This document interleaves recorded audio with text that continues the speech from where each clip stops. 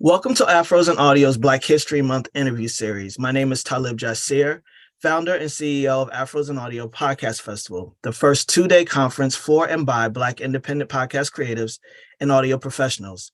I'm excited to spotlight 28 outstanding indie podcast creatives who answer the call to be a part of this series. Today, my guest is Hauwa Otori. Welcome, and thank you for being here. How are you? Thank you so much for having me, Talib. I'm fantastic today. How are you? I'm doing well. I appreciate very much your contribution to this Black History Month series. So before we get into the podcast, let people know a little bit about yourself, please. Sure. So as you said, I'm Hauwa. I identify as a storyteller, longtime storyteller. I'm a freelance writer, independent producer, a radio journalist, and run the Building Black podcast, which is what I'm here to talk about today. And I'm really excited to get into that with you. I'm excited as well. Why the name, what the premise is, how long you've been in existence. Just give us the background. Sure. So the Building Black podcast, it's a narrative style podcast that really highlights the stories of Black builders, entrepreneurs, founders from around the world who are building across various industries, right? So far, we've had folks from anywhere from the ag tech industry, which is really hot right now, to media, podcasting, beauty, expands the gamut of industries that people are really building in. And the reason I wanted to launch the podcast is because I've been working in and around tech as my day job probably for the last 10 plus years. And one of the things that I learned, I moved from DC to the Bay Area a few years ago, then from the Bay Area moved to LA. But when I got to the Bay Area, I wanted to pursue entrepreneurship, right? So I was doing all the right things, going to events, meeting with folks, networking. And along the way, I would meet with other Black founders, people of color who were building. And one of the things that I would hear is, hey, it's going to be tough to raise capital. It's tough for any founder, but particularly for Black founders. And that's reflected in the stats. Earlier this year in January, TechCrunch actually came up with an analysis and reported that in 2022, Black founders received just 1% of VC funding. And that percentage really hasn't changed in the last few years. So I just thought it was really incredible in terms of the, traditional VC is not necessarily funding Black founders, yet they have the ability, right, to build and create and to contribute positive businesses, right? Not just here in the US, but across the country as well. And are finding ways, creative ways to do that. So I wanted to highlight the stories of what they're building, how they're building it, and also their personal stories, right? I think we learn a lot about business, but it was also people's personal lives. Like, how do they arrive at this? How do they want to get into the thing that they're doing? And what keeps them motivated, right, to keep doing that thing? So that's really how the podcast came about. And I launched it in 2020 during the height of the pandemic, right, when many of us, all of us really, were at home just sitting with our thoughts and trying to figure out what was going to happen. This was something that kind of came from that time. That's awesome. Would you say that starting the podcast was initially something for yourself where you wanted to learn more about others, or did you start with the intent of sharing other people's stories? I think a little bit of both. For me, as I said, I identify as a storyteller, always have, right? And through my career, I'm a lawyer by training. So I think it has shown up in kind of the roles I've taken on in my career. And yeah, one of the things that I like to tell people is in probably like 2014 was my first time where I was like, oh, podcasting, let's see if I can get into this. And then I never actually released the first episode. It was more of like a chat show, not necessarily narrative. And I put that away for a while between 2014 and 2020. And one of the things I think for me that kind of helps me cope is listening to other people's stories, getting inspired by that. One of the podcasts that has always been on the top of my list is how NPR is, not sure if it's actually on NPR anymore, but How I Built This with Guy Raz. At the time it was on NPR, and he's talking to the founders of Instagram, the founders of sort of billion-dollar companies, right? And really getting into the nitty-gritty of their stories. And it's a great show, great podcast, but I've noticed there are some voices that are missing here, right? So how can we highlight some of these voices, even though they may not necessarily be at that billion-dollar valuation yet? Some are on their way. So how can we catch these stories early and really tell the story of, hey, even though I'm not in this traditional Silicon Valley bubble, how are you building? How are you doing this? And that could potentially inspire not only myself, but other builders who are out there. And the other aspect and the other reason I wanted to start the podcast is because in Silicon Valley, one of the things you hear quite a bit about is pattern matching. For instance, I went to XYZ Ivy League, or I dropped out, whatever. your story may be, and someone, who may be on the VC side may like, hey, the Mark Zuckerbergs of the world did that as well. So perhaps this is someone that could build something, right? Because early stage investing is really about the person, right? And the belief and the confidence that person can take an idea and bring it into fruition. So for me, it's how could we close the gap on that, right? Oftentimes it's like, some of the reasons we hear for not necessarily receiving the funding is, hey, we just don't understand the idea here. We don't understand the problem that you're trying to solve. And maybe let's not make it about the problem or the solution, right? Let's make it about the person. And we're all people, we're all humans, we all have stories. And there's something in, I don't know you that well, right? But I'm sure if I sat down and I sat with you and I heard about your story, there's something in your story that I can relate to and I can hold on to. So if that's something that we can do for founders, amplify these stories and maybe catch the attention of someone who may be interested in funding because they related to something, right? I think that obviously would be a huge win for why this podcast exists.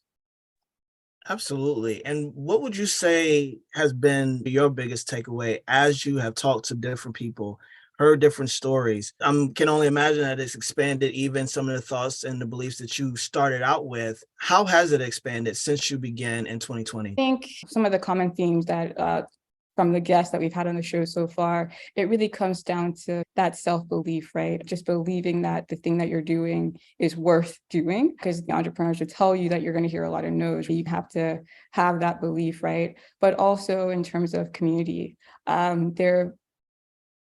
everyone talks about in some aspect the people that they've leaned on and relied on to really help their journey and to support their journey, whether it's one person or a group of people. There's always some type of team or community that these founders and entrepreneurs are relying on to keep going. And also just being open to being flexible to the journey. Entrepreneurship is not necessarily a straightforward thing. Even if you're super passionate about what you're doing, what you're building, it can also be a very lonely experience. So just figuring out how to manage that, work with the community, and then being able to, navigate and change as things happen, whether that's on the business level or, as we said in 2020 with the pandemic, on something that is completely unexpected. And how do you think about that and pivot and change, right? And go along with what's happening in the world.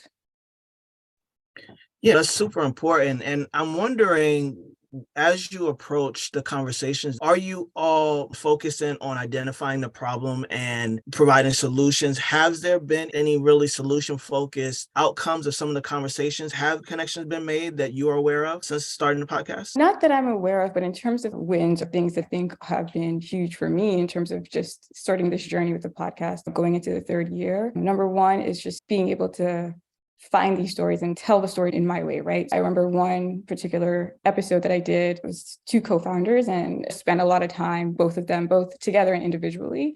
And I've heard, oh, this is the first time I'm really delving into this part of my story. It's usually about the business story. And oftentimes entrepreneurs don't get a chance to talk about their personal backgrounds. So that's something that I think has been recurring in terms of people really appreciating the ability to talk about where they come from, their childhood, how they grew up, that type of thing. And then also I was traveling probably like a year or two ago and made a connection with someone. It was through a work relationship, but that person English is not their first language. And they said to me, hey, I love your podcast. I actually use it to help with my English and improving my English. So that was like an unexpected thing, right? To get that feedback. So I think as the podcast continues to grow, as we continue to interview more guests, I think we'll continue to see more of the value that it's bringing, right? And continue to see that impact. So that's something that I'm really excited about.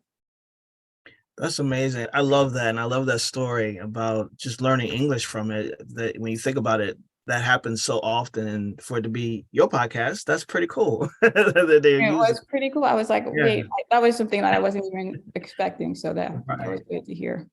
That's awesome. But it also is a testament to how you approach stories and the conversations, that it is in a way that people can understand. It resonates, it's relatable, and that sort of thing. That's really cool. I appreciate that story. As you move this forward, you said you're going into your third season. Is the vision to continue to pretty much stay on the same format, which is going well? Or have you thought about either switching up anything about the podcast and or having any extensions from that, events or what have you? Yeah, no, absolutely. I think in terms of the podcast itself, really wanting to focus on the quality of it, right? And making sure that each episode that's put out, we're focusing on the highest quality that we can achieve at that point. When I started this, as I said, it was in 2020. So like a lot of time being spent at home and a lot of free time, right? I think one of the learnings from last year, especially because, as we are going away from the height of the pandemic and easing back into normal life, so to speak, I think one of the things you find is your schedule starts to change a little bit. So I think that's one of my main takeaways from last year was the cadence, right, in which you release or produce episodes will have to change, especially balancing this with full-time commitments. So definitely working on the cadence and how we put things out, but always focusing on quality and just trying to do the best that we can. And then in terms of other things to come down the line, as you said, definitely wanting to not only continue to tell these stories, but then branch out, doing events, wanting to really get into how do we support founders beyond telling their stories? What else can we do to help support these founders? Because I think that's really important. One of the number one thing that founders say on the podcast, it's like, what is it that you need, right? What do you need to take that next step? And it always comes down to, of course, funding and money. What are some of the ways and creative ways that we can think through that, right? To continue to help and to support these founders that are doing such great work. And have you been able to identify the audience of the podcast and engage in any way? Yeah, I think for us, we're just under 20 episodes, I believe. We're continuing to learn about the audience, right? Our initial thesis was hey, it'll be other Black founders, other Black builders, hopefully VCs, right? Traditional VCs can join the audience as well, and also media to continue to amplify these stories. So I think we're working through that and we're building the audience and learning more about the audience, whether it's here in the US or internationally as well. And that's also been a positive thing for us to see is the audience internationally is also growing. So how can we continue to tell stories, not only for folks here in the US, but also across the globe as well? Absolutely. That's cool. I'm sure the audience is growing day by day. We are having a sort of a renaissance in Black entrepreneurship and founders, and we want to see that supported. It would be great if we can begin to pool our resources and understand what we have inside of ourselves to be able to amplify and support and provide resources. But we also know that the VC capital is coming from another place. And so it is necessary that we kind of implore them of the importance of working with Black businesses that impact the world pretty much every day, if not just by being another Black founder, but the work that's actually being put out there. In your opinion, do you feel like that is a battle that is still long off, or what's been your experience with the shift, if at all, in different industries where VC capital is meeting the needs of Black founders? Sure. And I think when you're, as I said at the top, when you're looking at traditional VCs, we're still at that 1%, right? Which it's 1%, right? There's not much you could say more about that. But I think at the same time, there are other Black funders that are entering the space that may not necessarily be at that traditional VC level, right? But there are other options to look at, whether that's angel investing or even, for instance, I know Serena Williams, her VC company, right, that she's been pouring into. So there are definitely other options, right? So how could we look at the broad range of what's available and what we can tap into? I think that's what we need to do. That's where we are, right? It's not going to be a one-stop shop or one solution to this. I think we're going to have to look at the broad range of options and resources that are available, which founders are doing, right? This is how they are going about building. And so I think it's just going to be doing more of that. And as they say, build it and they will come. So I think that's where we are.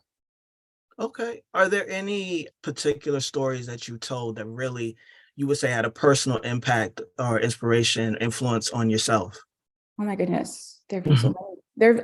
I'm not saying this to a cliche thing, but honestly, every single founder that I speak to and I have spoken to, all of their stories are so different. And I come away with it always being wow, what an incredible human, right? Not just a business person or looking at the business strategy, but just as a person, these people are just genuinely good people, and that translates into them doing good work. And I'm just always inspired by that. And I leave those interviews being oh man, what am I doing? Let me see what I'm doing and reevaluate that, because they are just incredible guests. I really can't even land on one in particular. For instance, I'm based in LA and I interviewed two co-founders. They own a craft beer brand, Crowns and Hops. They were really inspiring just to hear how they came to craft beer, which is not a predominantly Black and brown industry, right? So how they are sort of changing that and building community and shifting things in that industry. So that was really great from our first season. We also have Jahil Oliver, who runs Hello Tractor, which is an ag tech company. And he was also really inspiring because he's an African-American, but decided to build in Nigeria and is now based in Kenya building his ag tech company. So it's incredible to hear about people have this idea, they put the work in, and they're not afraid to get up and completely change things up, relocate to a place that they haven't grown up in or not necessarily familiar with the culture, right? Just a different way of being, but still continue to build and to build successfully. And there's so many more. Those are just a couple of examples, but there's so many more from the podcast. And I hope, you'll all take a listen and hear from these inspiring founders and builders. Yeah, absolutely. I can't wait to dive in deeper. As a fellow founder, it gets challenging out here, and that need to endure and persevere and push through and decide that it's going to happen no matter what. But sometimes that, it gets real scary and sketchy. So I appreciate that. And I appreciate that you are amplifying these stories, because you're right. We are just like podcasters. We're people that happen to podcast. We're people who become founders. And so it is important for us to get to the heart of it with people. So I love that. I was wondering about your lawyer by trade, and you also mentioned in the submission form that you have your own media background, not necessarily in podcasting. How has those career choices and that experience informed and been like transferable skills for creating and having a sustainable podcast? Sure. So as you mentioned, I am a lawyer by training, and currently I'm a researcher at a tech company. And so again, just talking to people, understanding communities, and then translating that into a story, right, for my day job. But also I'm a freelance writer doing that work as well.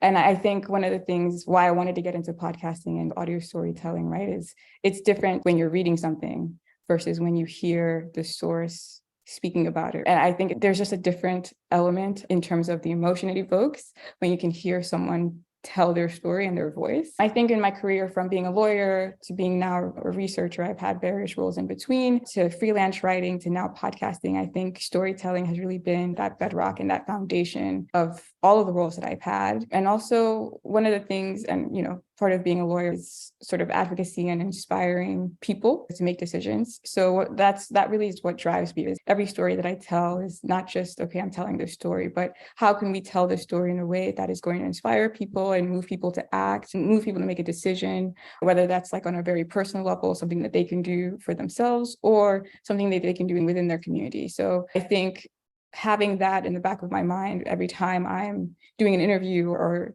scripting or narrating, I always have that in mind. And that's the North Star, to like really tell these stories in a way that may resonate with someone and evoke something in someone that they may not have otherwise thought when they came to listen to the podcast. That's really what is driving me. And I think what it keeps me going in terms of producing these episodes.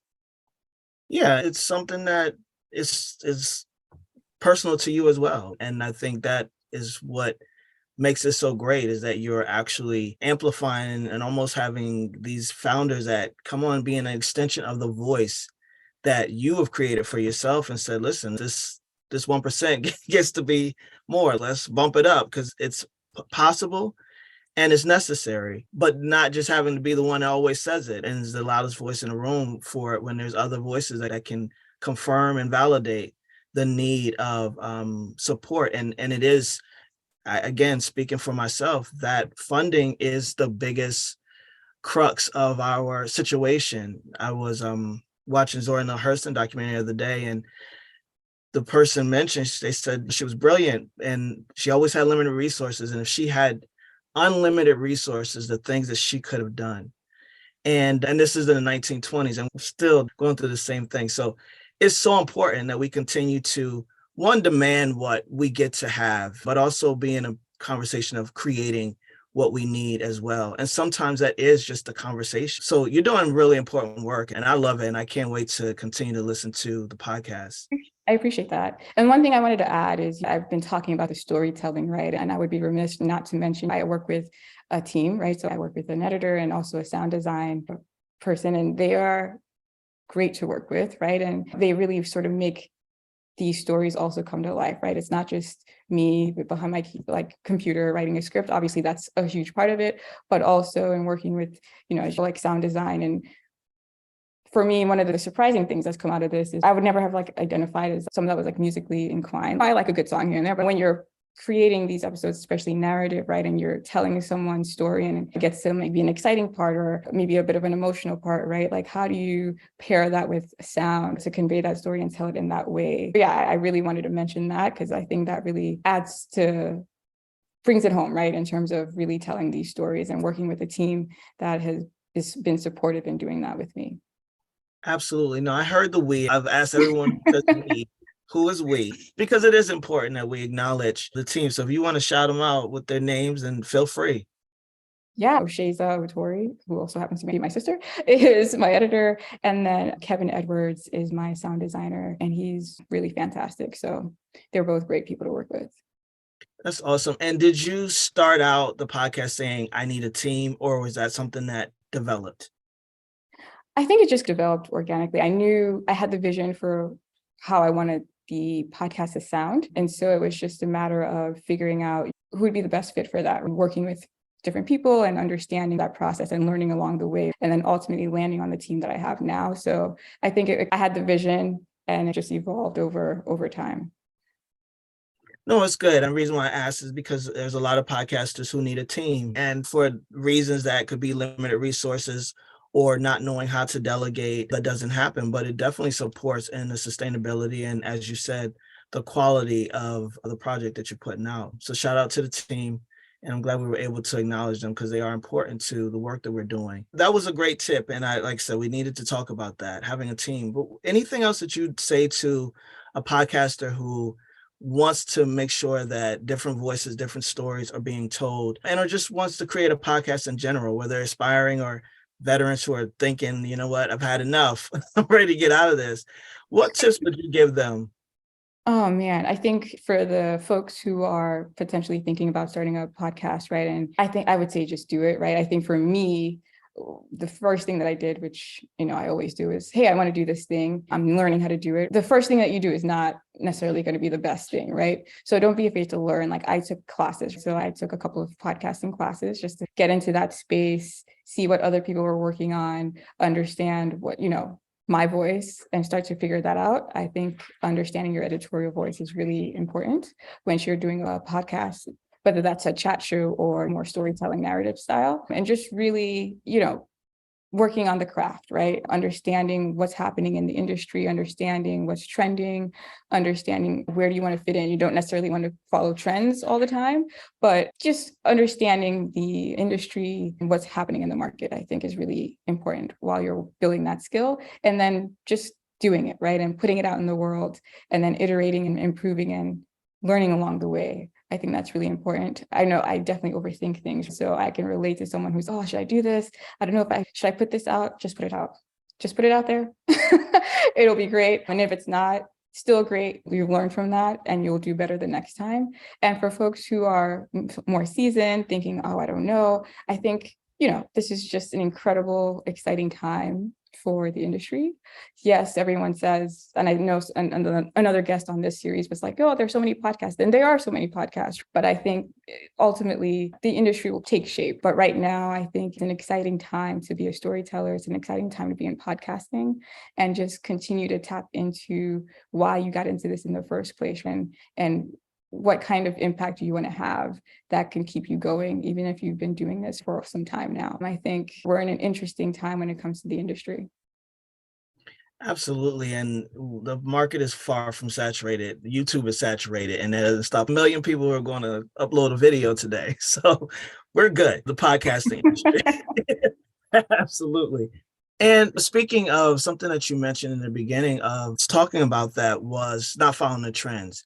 And just as a final question, you do approach your podcast a bit different. Most people would just have the guests and do an interview style like we're doing now.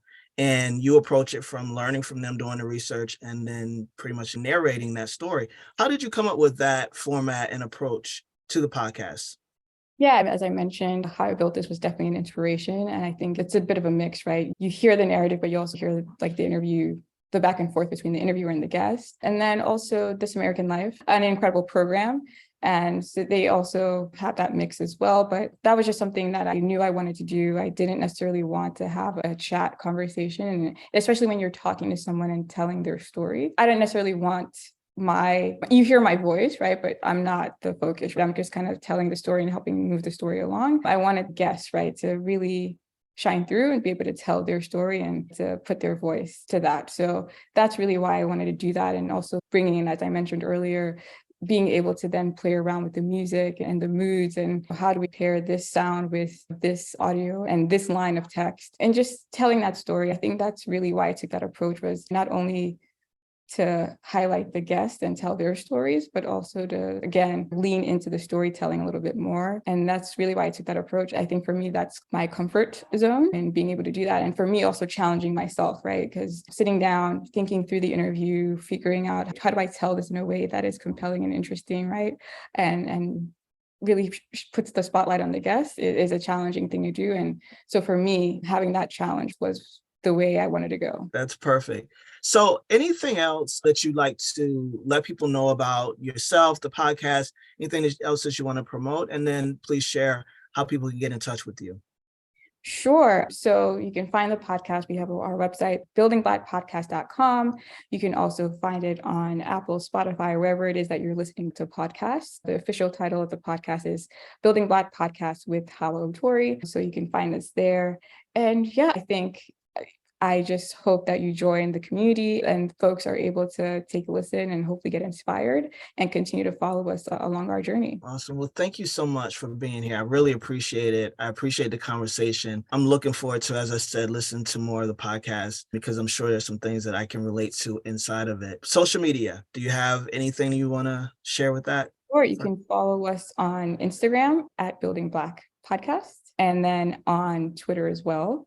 And it's at the Black is BLK, Building BLK Podcast on Twitter as well. But Instagram has really been our main social. Thank you so much again for being a part of this. I'm going to close us out and just ask that you stay right there for me.